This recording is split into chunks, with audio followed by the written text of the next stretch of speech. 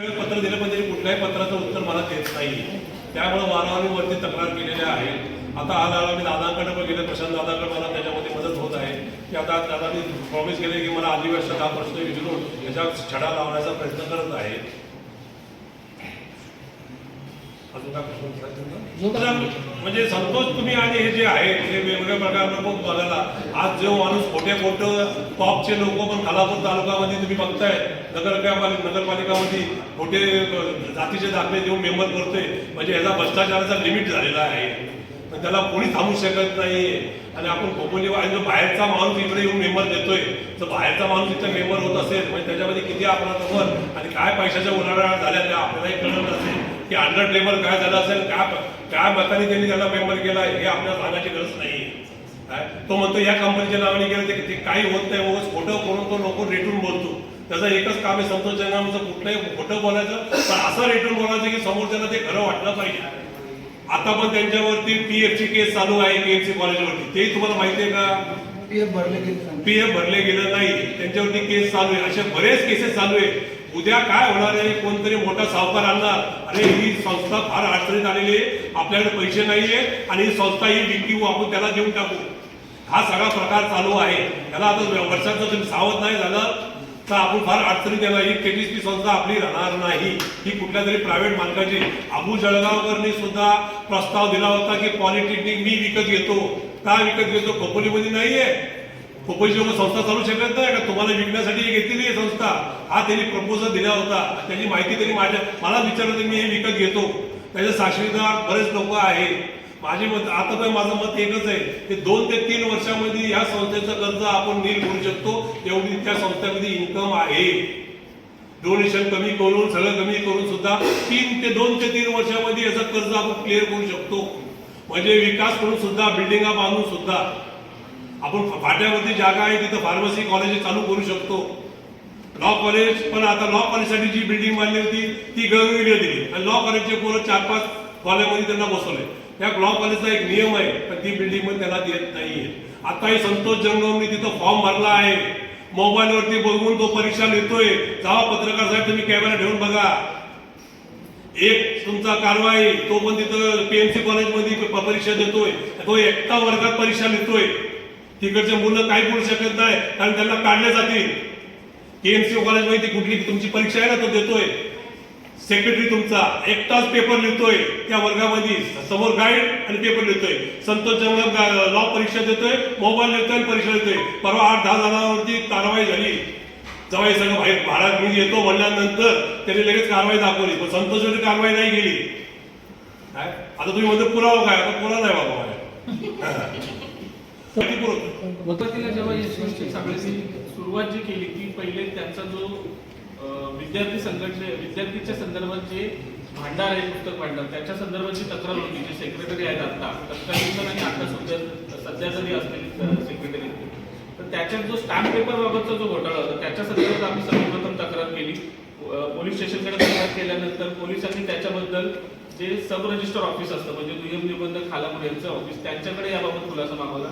त्यांच्या दिलेल्या पत्र व्यवहारातून त्यांनी हा खुलासा केला की हा स्टॅम्प पेपर जो होता तो आम्ही ह्या तारखेला डिस्पॅच केला होता आणि त्याच्या 2 महिन्यापूर्वी हा कसा वापरला गेलेला आहे. तर त्या संदर्भातले त्यांनी कागदपत्र सगळे पोलिसांना प्रोव्हाइड केलेले आणि त्या कागदपत्रांची शहानिशा झाल्यानंतर म्हणजे केवळ आमच्या तक्रारीवर नाही तर त्या कागदपत्रांची शहानिशा झाल्यानंतर पोलीस स्टेशन मार्फत तो जो संबंधित तत्कालीन जे कोण हे होते सेक्रेटरी आणि आजही आहे ते त्यांच्यावरती तो गुन्हा दाखल झाला होता. तो आता न्यायालयामध्ये प्रलंबित आहे. हे पहिलं प्रकरण होतं. त्याच्यानंतर दुसरं जे प्रकरण होतं ते जे कर्ज बाजाराप्रमाणातलं म्हणजे कुठल्याही प्रकारची पूर्व परवानगी चॅरिटी कमिशनरची न घेता जे आवाज फायनान्स कडून जी कॅपिटल संस्था आहे त्यांच्याकडून हे मोठं कर्ज जे घेतले गेलेले त्याच्या संदर्भात सुद्धा आम्ही जी फोरम आहे म्हणजे धर्मादायुक्त यांच्याकडे तक्रार केलेली आहे आणि त्यांच्याकडून आम्हाला ही माहिती मिळाली का जे महाराष्ट्राचे वरळीला जे मुख्य धर्मादायुक्त बसतात त्यांनी त्यांना ती परवानगी नाकारलेली आहे. त्या संदर्भात पण आम्ही न्यायालयात लढत देतोय.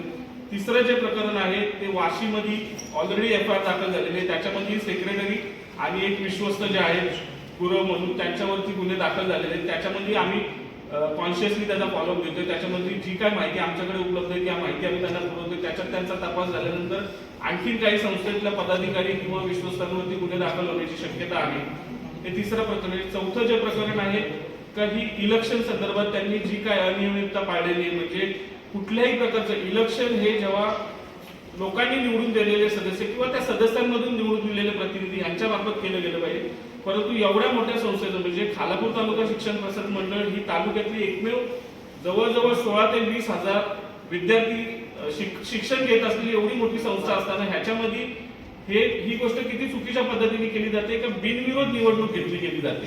तर ह्या बिनविरोध निवडणूक घेतली गेलेली आहे त्याच्या विरुद्ध सुद्धा आम्ही दाद मागितलेली, त्याच्या संदर्भात सुद्धा आमचा लढा चालू आहे. म्हणजे जवळजवळ 4 ते 5 ठिकाणी आमचा याच्या संदर्भातला जो लढा आहे तो चालू आहे. सगळ्यांनी उद्या करून ह्या जे भ्रष्ट लोक आहेत त्यांना बाहेर काढावा. चांगल्या संस्था लोकांकडे जसे पत्रकार सारखे प्रतिनिधी किंवा वकील असो द्या किंवा डॉक्टर असो द्या असे चांगले प्रतिनिधी तिथे येऊया आणि त्यांनी संस्था चालवावी.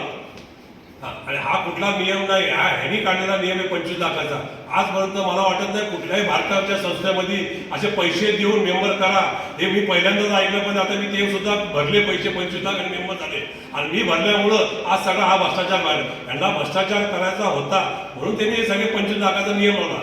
आजपर्यंत जगात म्हणजे भारतात कधी मी ऐकलं नाही की कुठल्याही संस्थेमध्ये पैसे भरून तुम्ही मेंबर होऊ शकता. म्हणजे निव्वळ यांना सगळं फसवणूक करायचं होतं. पण आपण खोपोलीकरांनी जर एकदा मत केलं हे जे लोन आहे ते सगळे मिळून हे कर्ज पटकन भरू शकतो आणि यांना बाहेर काढू शकतो. आणि माझ्या असलेले 25 लाख रुपये ते सुद्धा मी डोनेट करायला तयार आहे या लोनमध्ये. मला 25 लाख रुपये परत करू नका, ते पैसे माझे तुम्ही डोनेशन म्हणून या कर्जासाठी घेऊन टाका. आज भारतीय जनता पार्टी शहराध्यक्ष या नात्याने आम्ही हा जो भ्रष्टाचार झालेला आहे आणि ह्या FIR मध्ये त्या दोन्ही आरोपींचे नाव आलेले किशोर पाटील आणि दिनेश गुरव असं. किशोर पाटलांचं नाव आहे या पेजवरती, दिनेश गुरव यांचं नाव या FIR मध्ये आलेलं आहे. वाशीला ही FIR झालेली आहे. या बाबतीत आम्ही खोपोली शहर भाजपा वतीने आम्ही संचालकांना आज एक पत्र दिलेलं आहे. या पत्रामार्फत आम्ही त्यांना असं कळवलेलं आहे की ह्या आपल्या संस्थेमध्ये हा जो गैरव्यवहार झालेला आहे आणि याच्यामुळे जी संस्थेची बदनामी झाली या कारणास्तव या दोन्ही संचालकांवरती आपण तात्काळ कारवाई करावी. ते दोषी आहेत नाही आहेत हे भविष्यातली गोष्ट आहे, पण आज त्यांच्यावरती FIR आहे आणि आपल्या खालापूर तालुका शिक्षक प्रसारक म्हणजे ह्या आपल्या तालुक्यातली ही प्रतिष्ठित संस्था असून त्या संस्थेवरती बदनामीचे नाव ह्याच्यामुळे झालेले आहे.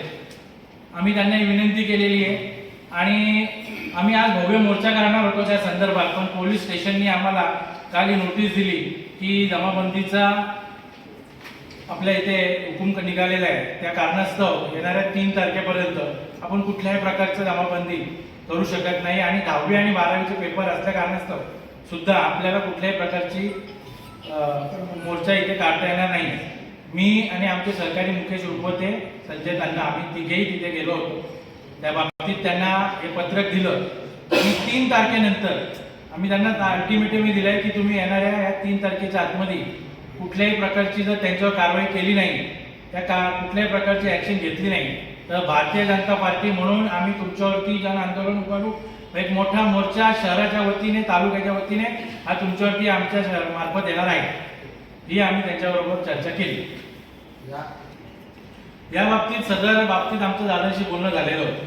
दादांनी हा मुद्दा विधानसभेत आपण उचलणार आहोत आणि याला न्याय देण्याचे आपण काम करणार आहोत. चॅरिटी कमिशनरकडे सुद्धा हा मुद्दा उचलणार आहेत ते आणि त्याबाबतचं ते तिकडे आपल्या विधानसभेमध्ये मुद्दा उचलून याला न्याय देण्यासाठी बोलणार.